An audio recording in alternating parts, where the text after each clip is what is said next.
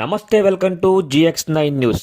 గోదావరిలో వరద ఉధృతి పెరుగుతున్న నేపథ్యంలో దర్శనాలు నిలిపివేశామని ప్రెస్ నోట్ ఇచ్చిన అధికారులు గ్రౌండ్లో మాత్రం చర్యలు తీసుకోవడం లేదు. గొందూరులో శ్రీ గండిపోసమ్మ అమ్మవారి ఆలయం వద్ద తలుపులు మూసివేసిన ఆలయం బయట నుంచి భక్తులు దర్శనాలు కొనసాగుతూనే ఉన్నాయి. గోదావరి స్థానాలు, నది ఒడ్డిన వంటలు, దుకాణాల హడావిడి అన్నీ యథావిధిగానే సాగుతున్నాయి. వరద ప్రమాదం ఉందని చెబుతూనే భక్తుల గుంపులను ఎందుకు నియంత్రించడం లేదు అనే ప్రశ్నలు వినిపిస్తున్నాయి.